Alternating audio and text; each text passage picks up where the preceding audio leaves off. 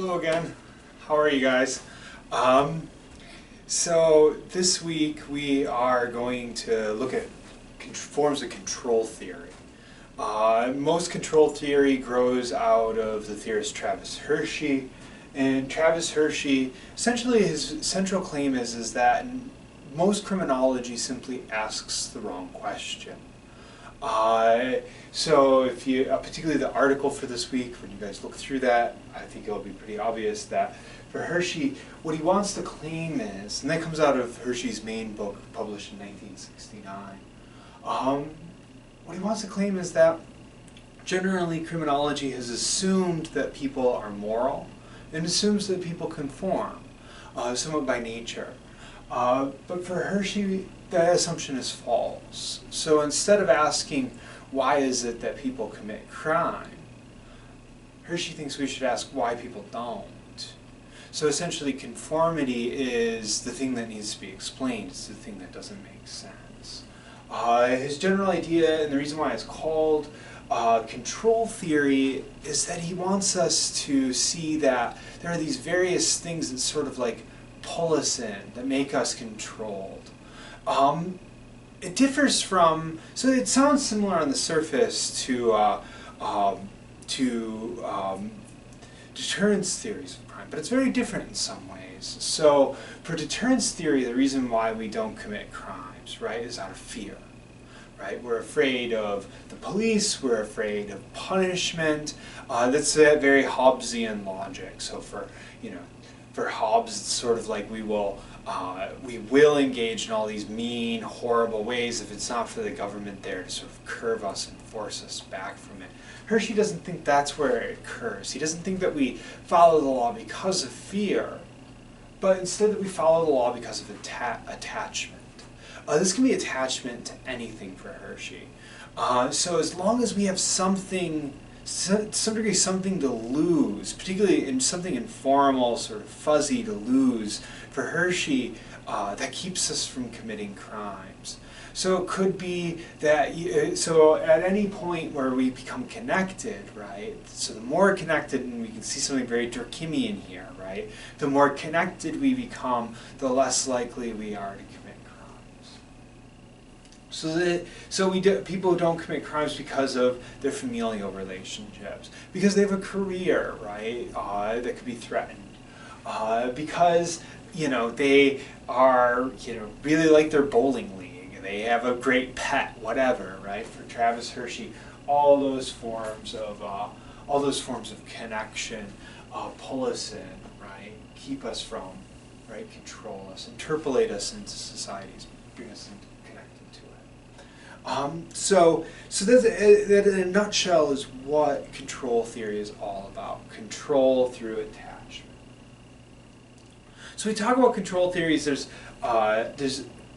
something that Travis Hirschi essentially breaks. One control theory, what most people follow to this day, which is social control theory, but then later in his career he essentially abandoned social control theory himself and talks about something called self-control theory, something that's been far more controversial and less widely accepted than the initial control theory. Self-control theory is the idea that people mainly don't engage in criminality because they essentially develop self-control.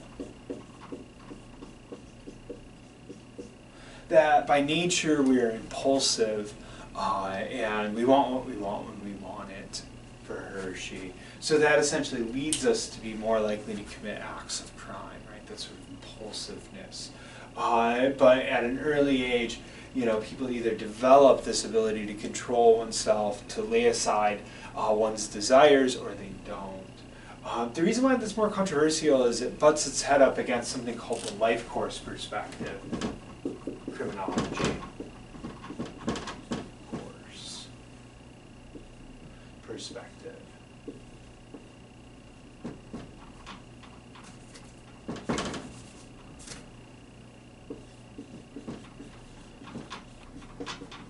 So life course perspectives essentially look at the entire life of the person and how that relates to crime.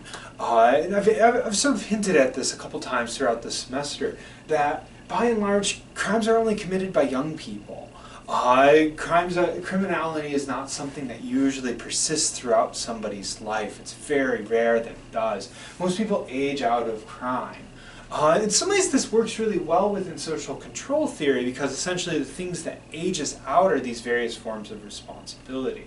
So as we go through a sort of normal life course, and almost everybody does, eventually they will find, some sort of, partner that they become attached to. They will have work, they will have children, sometimes all three, sometimes just one. But regardless, there's this sort of thing that keeps them from still engaging in criminal activity. So criminal activity is really an activity of juveniles. That's why there's so much focus on juvenile delinquency within criminology. That becomes really hard for self-control theory, because essentially for Hirschi, he wants to claim that you either develop at an early age or you don't develop it at all. Which means that if somebody is a criminal for Hirschi, the sort of secondary theory of Hirschi, right, the self-control theory of Hirschi, that if somebody ever is a criminal, they're always going to be a criminal. They're always going to be impulsive. Essentially, there's no way out of it. So there is no reforming somebody. There is no changing them. And once again, like that doesn't really hold in with the life course perspective very well at all.